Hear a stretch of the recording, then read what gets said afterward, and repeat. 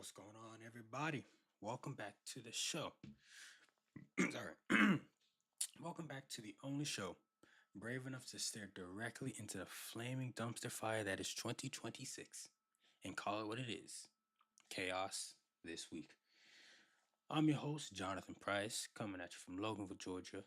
Obviously, y'all know who me. Y'all know me. But apparently, this road has lost the plot this week. We've got a full blown US Israel war with Iran that's got oil prices doing the Harlem Shake, a partial government shutdown, turning every airport into a real life. How do I say it? I would say call it like the terminal sequel that nobody asked for. And Tiger Woods deciding that this was the week to add DUI to his highlight reel. Buckle up because we're going full send for the next full hour. If you're new here, smash the like button. Subscribe if you're new. Drop your city. Let me know where you're tuning in from. But let's go ahead and let's dive in. So, let's not waste a single second. Top story this week, and it's not even close. Really, it's really not. It's been going on for a few weeks now. Israel, the U.S.-Israel joint campaign against Iran is now deep into its fourth week, and somehow getting more unhinged by the day. We kicked this off at the end of February 28th, I would say, literally the last day of February, with what was pinched as precision surgical strikes on nuclear sites and military infrastructure.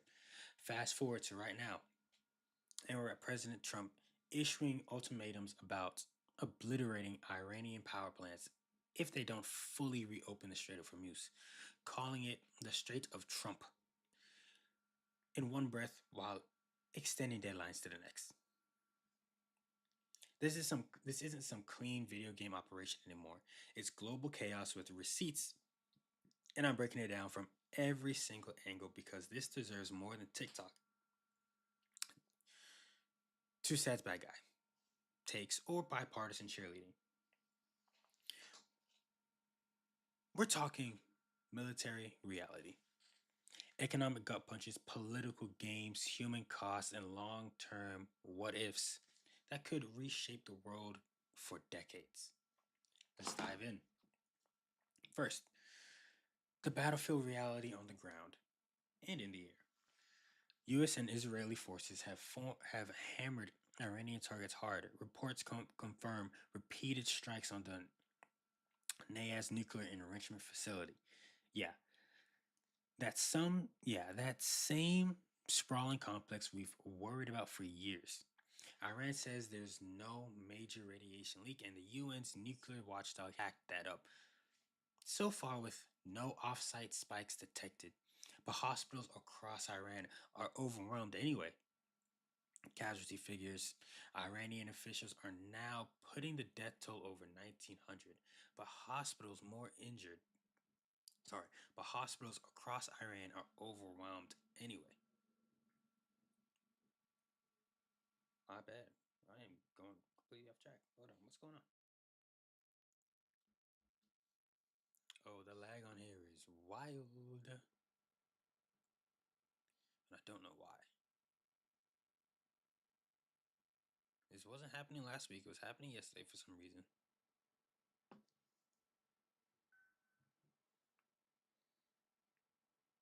think we're back now. We should be good. We should be good. Anywho, Iranian officials are now putting the death toll over 1,900 with thousands more injured, including civilians, women, and children caught in the crossfire of urban and industrial strikes. Independent sources vary wildly, from around 3,000 plus total to higher internal estimates, but the human toll is climbing fast. Iran isn't just sitting there. They've launched drone and missile barrages back at Israel and U.S. allies. Now we saw strikes hitting across in Israel, and this week alone, at least a dozen U.S. troops were injured in attacks on bases in Saudi Arabia and the broader region. The U.S. has. What is going on? Sorry about the live guy. There's something going on.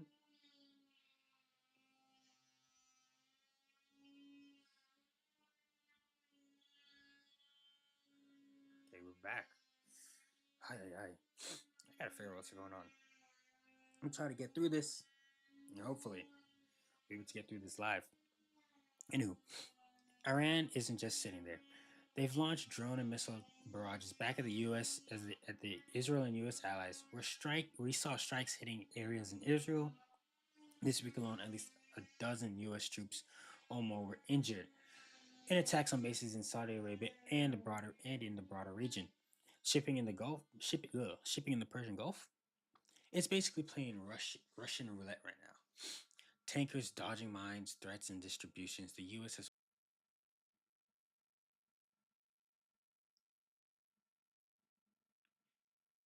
All right, guys. Hopefully, we're back. I think we are back. Sorry about that, guys. I don't know what is going on. I even changed the Wi-Fi and everything. About to set up Ethernet cable on sleep. This is something else. Anywho, second, the economic gut punch that's hitting your wallet today. This is where the war stops being over there and starts showing up at the pump, the grocery store, and your next flight. Oil prices spiked hard early on. Brent crude oil pushes past $120 a barrel, with some moments flirting even higher amid the internal chaos and Hamas threats. Even the partial rebounds on talk of negotiations or alternative supplies, the disruption is real. Why? The Strait of Hormuz carries about 20 to 30% of the world's, and I mean the world's, seaborne oil and has a huge chunk of LNG. When Iran when Iran threatens or partially chokes it, mines, naval harassment, whatever, it creates instant panic in the markets. Analysts are openly calling this a potential quagmire that could linger. Your gas tank up significantly in many places. Groceries, transportation, and fertilizer costs are feeding into higher food prices. Airline tickets already feeling the burn. I'm sitting here in Loganville, Georgia, looking at all the local prices and thinking, man, my next fill up might need a second mortgage if this drags, even though I don't have a mortgage. It's crazy. It is not just America, Europe, Asia. Anyone reliant on Gulf energy is about to feel this ripple.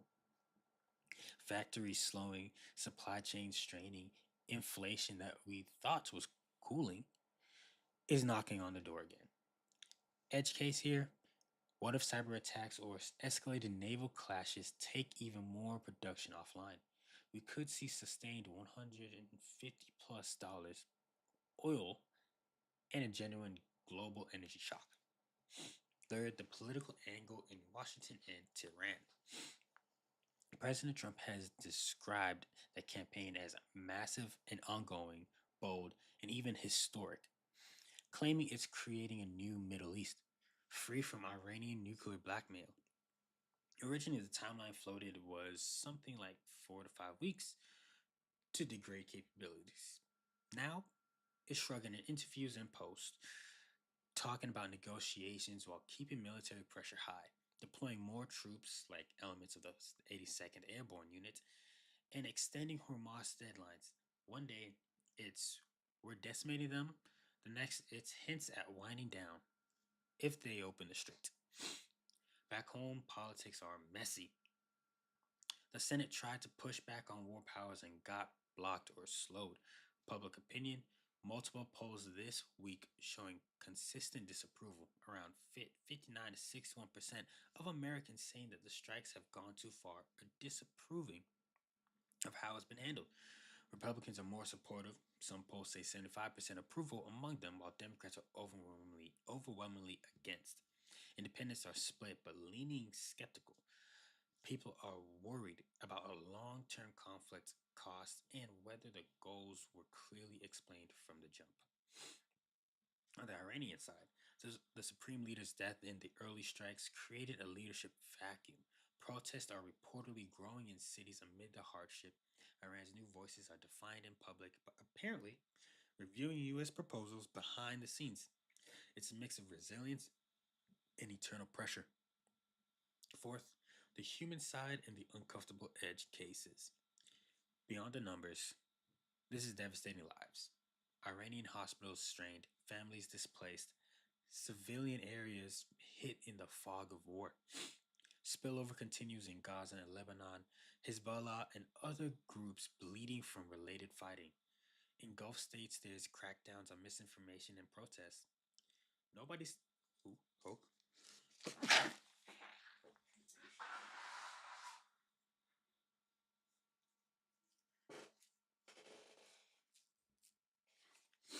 And amid all that, pollen.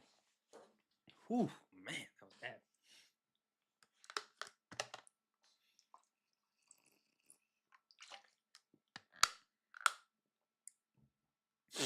It's great. So, wild spring season. I'll say that much. Nobody's talking enough about the nightmare scenario. What if one of those nuclear industrial sites takes a hit that actually causes a major radiological release? Chernobyl 2.0 in the Middle East isn't possible if things go wrong. Wind patterns, contamination of water and agriculture, long-term health crisis across the borders, refugee flows could explode. Environmental damage to the Gulf could wreck fisheries and ecosystems for years. And the broader strategic nuance, this was sold as quick degradation of Iran's nuclear and missile programs. US and Israeli officials claim they've destroyed huge chunks of production facilities, launchers, and naval assets, but Iran still has retaliation capacity. And history shows these campaigns can create power vacuums or hard to resolve. Is this preventing a nuclear Iran long term, or just kicking the can while creating new enemies? Now, look, I'm not an anti anybody here. I'm anti chaos. I'm not carrying water for any side in this. This thing launches quick surgical strikes to neutralize threats. 4 weeks later, we're on serious Hamas blockage or escalated retaliation away from a full blown global recession. Higher inflation everywhere and deeper entanglement. US troops are still developing. Negotiations are floating, but strikes still continue. If you're watching from Europe, your heating bills are about to sting. In Asia, your manufacturing costs just got more expensive. Here at home, it's compounding the airport mess and budget fights we'll talk about next week. Drop in the chat right now. Are you team finish the job and degrade the threat for good? Team get us out yesterday before it spirals, or somewhere in the messy middle? Be respectful. I want real talk. I want real takes, not slogans. Let's see where you guys stand on this. Personally, finish what you got. Finish what you started. That's why I think. Finish what you started. You're already in this mess. Might as well finish it. That's my take. That's my take. Whether you think like, I'm just thinking about it from a personal standpoint. If it was me, hey, we're in. I'm gonna do this. Get in, get out. Gotta do what I gotta do. Finish what I started, because I'm not somebody who's gonna start something and then try to make my way out of it. Anyway, but that's just the Iran war layer, and it's bleeding into everything else this week. When we come back from this quick break, we're hitting the domestic disaster, the partial government shutdown, turning airports into pure madness. Stick around because the chaos is connected.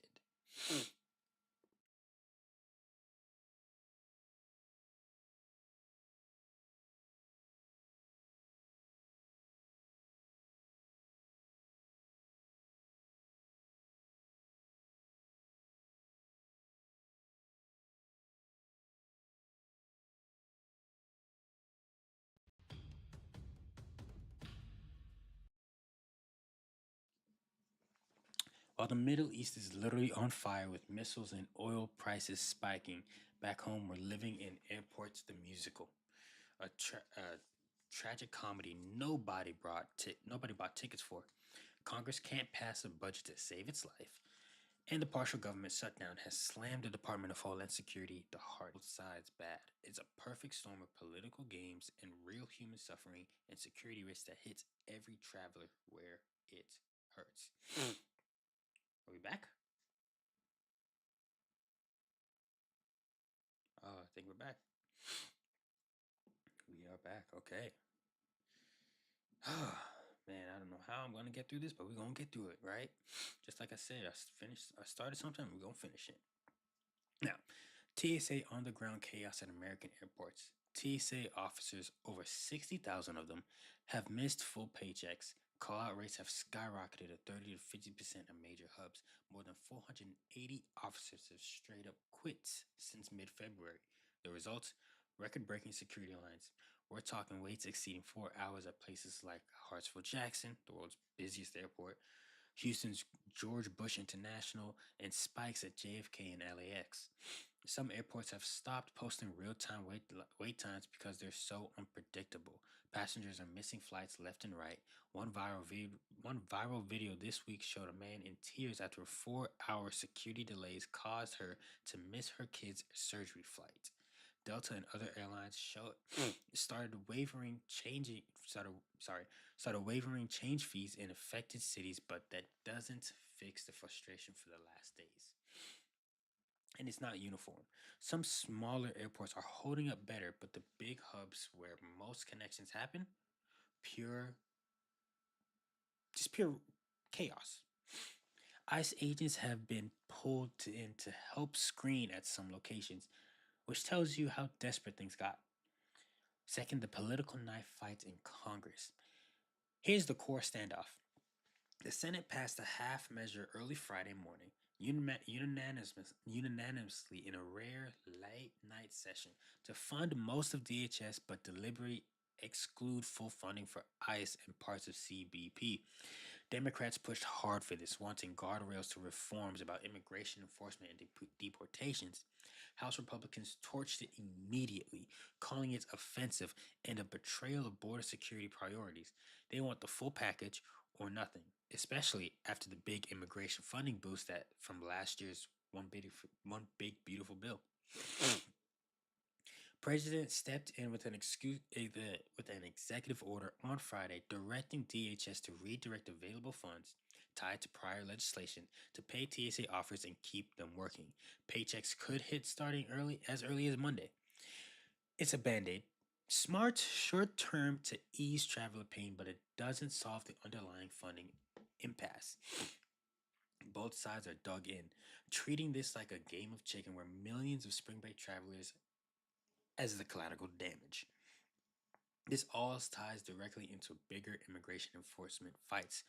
Protests outside ICE facilities have escalated in recent months, with one high profile case involving an Army veteran facing federal conspiracy charges for his role in the 2025 protests that blocked transport of detainees. He's looking at serious time, and critics call it an escalation against dissident, while supporters say it protects officers doing their jobs. Nuance check. Human and flip side realities. TSA officers are federal workers getting absolutely screwed here. They're showing up, many of them, without guaranteed pay, dealing with angry crowds and burning through savings or PTO. The union is sounding alarms and the financial strain is real. Some have posted about needing food donations or gift cards just to get by. They're all the people keeping us safe every day, and politicians on both sides are grandstanding while the workers pay the price. But here's the flip side nobody wants to say out loud. Broader security and immigration enforcement funding is the actual sticking point. Republicans argue that defunding or restricting ICE and CBP weakens national security at a time when we've seen high profile incidents and ongoing challenges at the border. Democrats counter that unchecked operations lead to abuses and overreach, and they want accountability measures. Everyone's suffering for it. Travelers delayed, workers unpaid, and the system strained. The bigger implications and the edge cases. If this drags on into next week or beyond, we're talking real economic damage layered on top of the Iranian or oil spike. Travel and tourism industries take a hit. Hotels, rental cars or conferences, you name it. Supply chains for perishable goods are just in time deliveries and just in time deliveries get disrupted. Airlines are already eating costs on rebookings. The security angle. That's the scariest part. With staffing gutted and fatigue setting in, what if a real threat slips through? TSA leadership has warned about heightened risks during this chaos. Edge case, nobody's talking about it enough.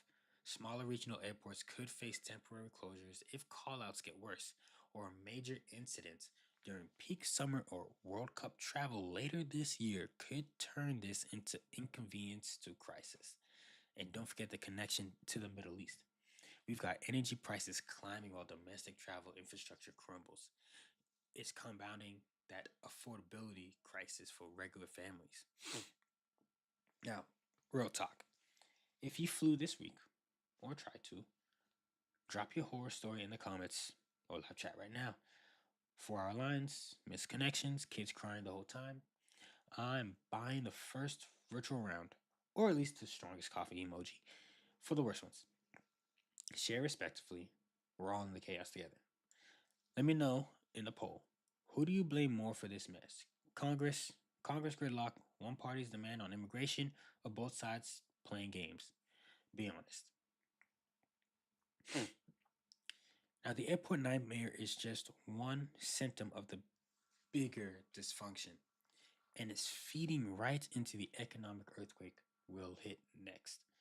When we come back, we're talking about we're talking oil prices, your wallet, and how the Iran war is making everything more expensive.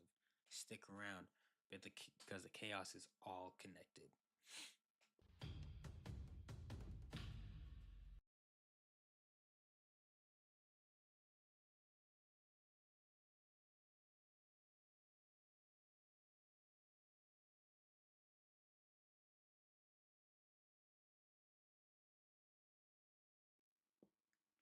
All right. So, the Iran war puts this endless government shutdown combo into a straight up cooking the US economy on high heat, and the sides are getting just as brutal as the main course. Oil volatility isn't just abstract Wall Street thing anymore. It's the spark that's igniting higher costs everywhere. While the domestic chaos at our airports and sorry, at our airports and borders is throwing more fuel on the fire. This week proved one undeniable truth. Geopolitics isn't over there in the Middle East. It's shown up in your gas tank, your grocery cart, your heating bill, and your small business bottom line every single day.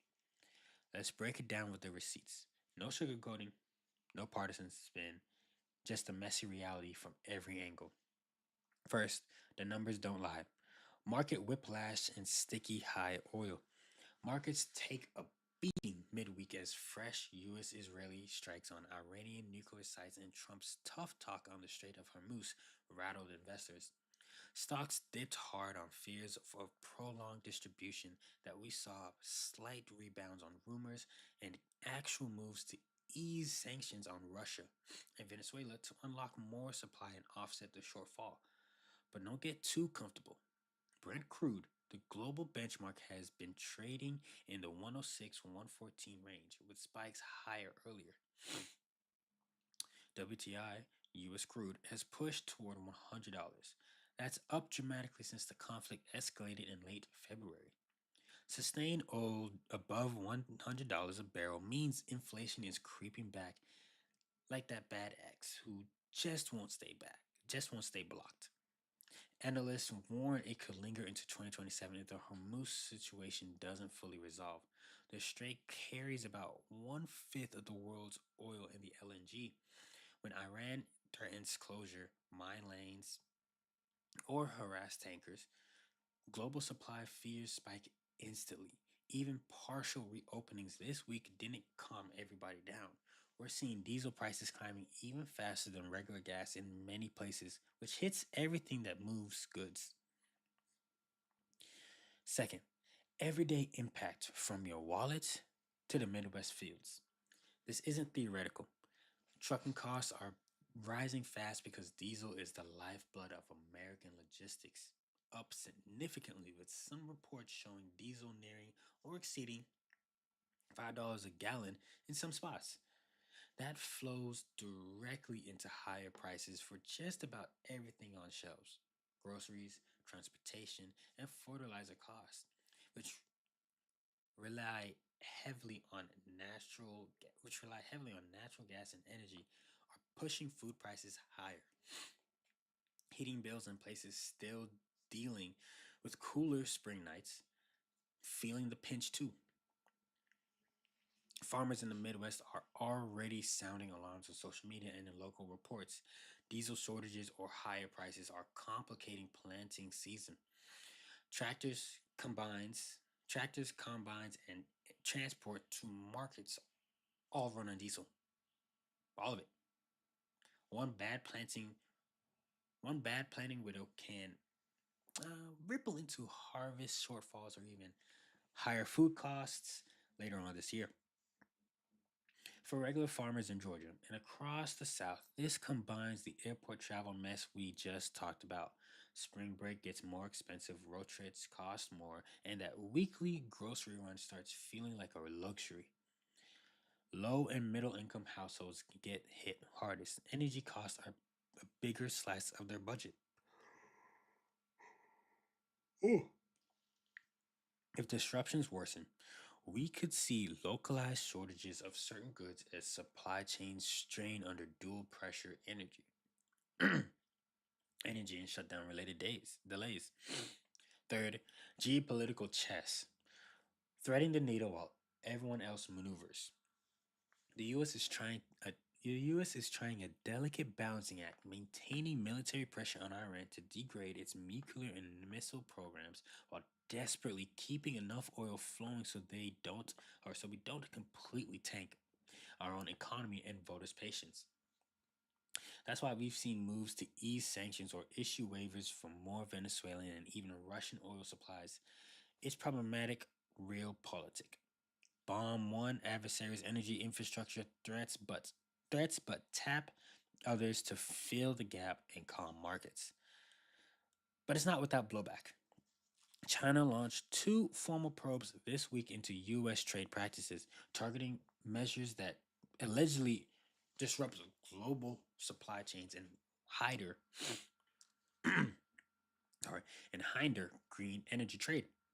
It's a direct response to recent U.S. Section 301 investigations and tariff moves.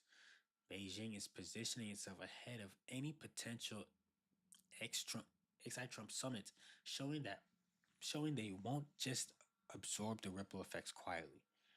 Europe and Asia are watching closely too. The energy prices are climbing, and any prolonged spike could slow global growth. Fourth, the long-term nuance, implications, and scary edge case. Here's where it gets deeper. This conflict could accelerate serious conversations about green energy independence, pushing investment in alternatives so we're less vulnerable to distant choke points like Hamas. On the flip side, it might just make everyone poorer for the next couple of years. Higher inflation eroding wages, squeezed businesses cutting jobs or raising prices, and increased recession risks that economists are already flagging. The shutdown adds another layer. Disrupted travel and logistics on top of energy costs create a compounding affordability crisis heading into the midterms. Oh, oh, oh, oh, oh, oh. Nobody's talking enough about the nightmare edge case. Iran escalating with cyber attacks on U.S. or allied energy infrastructure.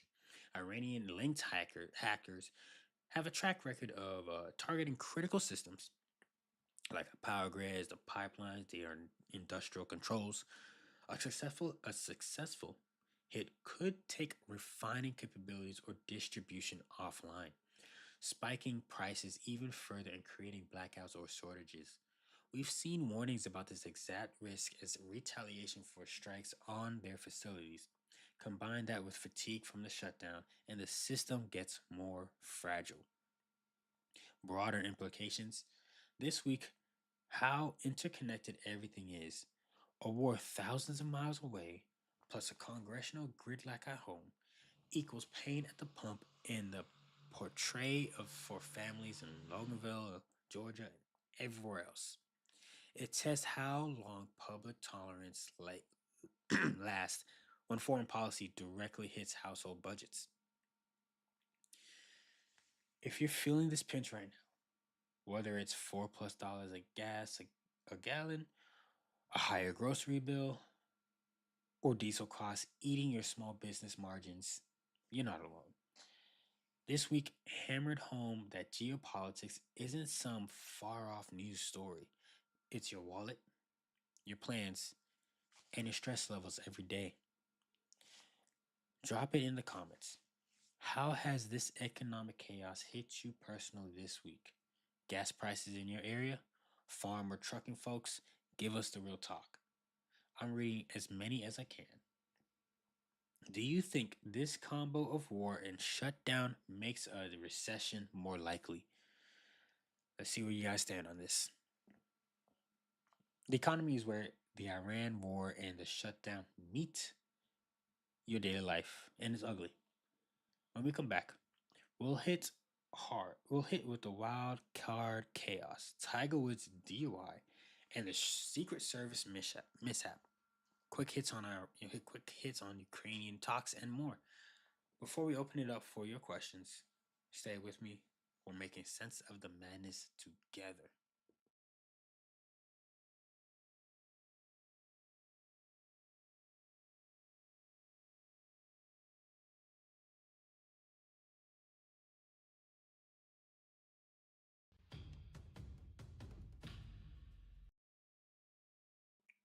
Because the world can't just give us a one crisis at a time.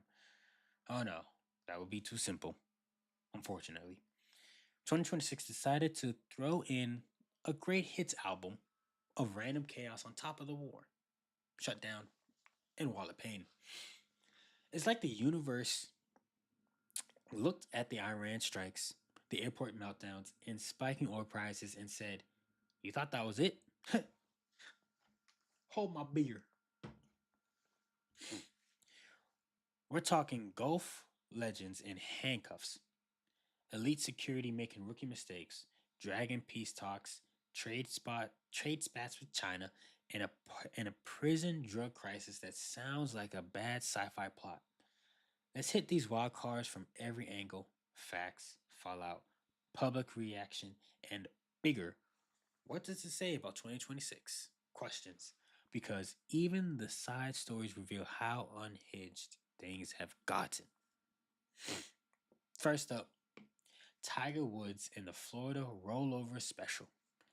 Golf legend Tiger Woods, 50 years young, was arrested Friday afternoon after a two-vehicle crash on Jupiter Island, Florida, Florida, just miles from his home. His Land Rover was traveling at high speeds, clipped a truck, rolled to its side. Woods crawled out, showing signs of impairment according to authorities, agreed agreed to a breathalyzer, which came back clean for alcohol, but refused a urine test.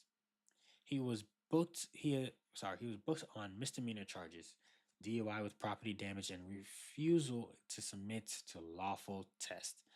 Spent about 8 hours in Martin County Jail before posting bond and getting released late Friday night. Mugshots out there, blurry eyed, as the internet quickly pointed out. The internet had an absolute field day. Memes, legacy debates, the works.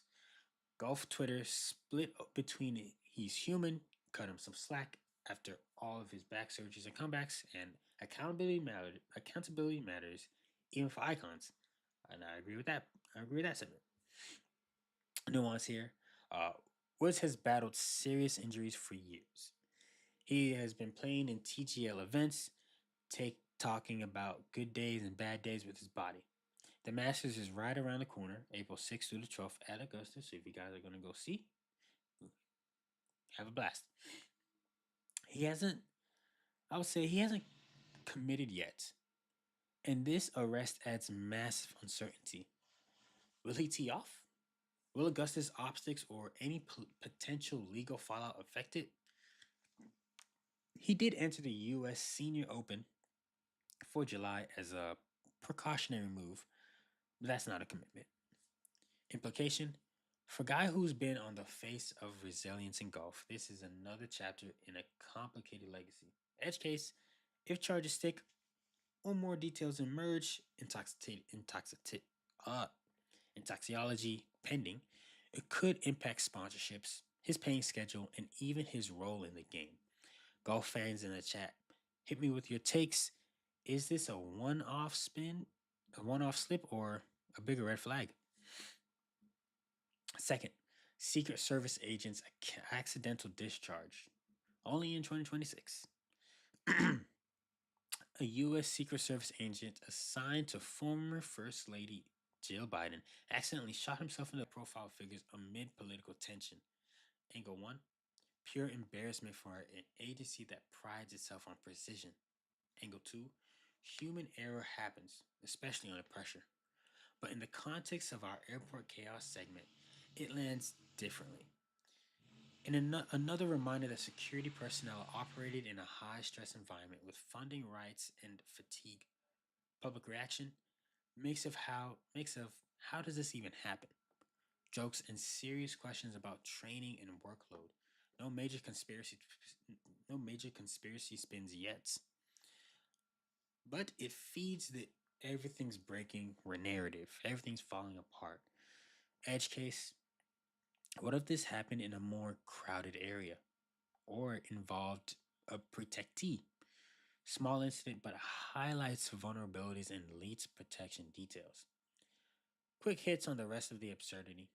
Ukraine and Russia talks still dragging into Florida. US and Ukrainian delegations wrapped up another round of negotiations this week in Florida. Constructive meetings around, according to both sides, focused on narrowing differences, security guarantees, humanitarian issues, and possible new POW exchanges. No Russians at the table yet. Zelensky's urging allies to keep pressure on Moscow while hinting at progress. It's been 4 years of war, and these talks feel like slow motion diplomacy amid ongoing fighting. Nuance: progress on paper is good, but without parties, especially Russia, fully brought in, it risks dragging into summer or beyond. Implication for us: any real deal could ease global energy and food pressures, but stall talks keep uncertainty high. I mean, I will say this myself. This war ended, we could see a good resurgence on prices. Who knows? What do you guys think?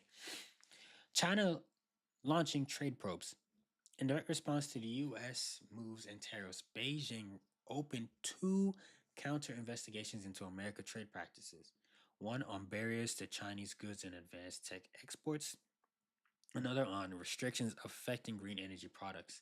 This is classic geopolitical chess ahead of the potential XI of the potential Z Trump summit. It shows how Iran conflicts and sorry, and domestic U.S. issues ripple into great power competition. Supply chains, manufacturing, and green transition all get weaponized. Edge case: escalation into broader tariffs could compound our oil driven inflation headaches. And somehow, paper, drugs, and prisons are killing more inmates than ever. This one's straight out of a dystopian headline: synthetic drugs, fentanyl, subzane, meth, LSD, analogs are being spared upon paper. They're sprayed onto paper. Letters, legal documents, books. and smuggled in underfunded detection tech and the broader opioid synthetic drug epidemic. Nuance: this isn't new, but reports this week show it's accelerating and deadlier. Implication: another strain on our justice and health systems while we're distracted by bigger headlines. It's like the universe looked at the serious chaos of war and shutdowns and said, "You thought the war was the only chaos? Hold my beer." 1 week, you've got missiles flying over and oil spiking. The next, Tiger's mugshot, a Secret Service oopsie, slow peace talks, trade games, and prison paper turning deadly. 2026 is delivering the full chaotic experience. No refunds. These wild cards aren't disconnected. They show how stretched institutions are, whether it's elite protection, elite athletes under pressure, diplomatic patience, or basic prison security. Everything feels a little more fragile right now. But that's been the wild cards. Now, we're heading to your questions and community chaos. Been looking through it. Hit me with what's been on your mind this week. But first, a quick word from nobody. Oops. Anywho, so there looks like all the chats are good.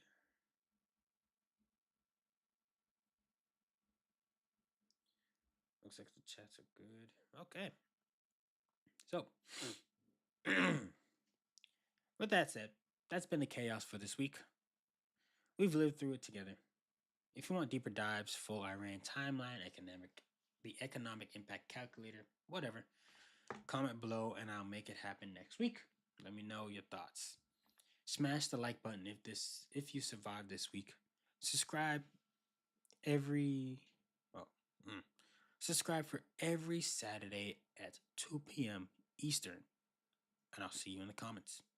Stay safe out there. Keep your gas tank half full and use your sense of humor 100%. I'm Jonathon Pryce. This has been the chaos this week. Peace. Or whatever is left. I'll see you guys in the next one. Peace.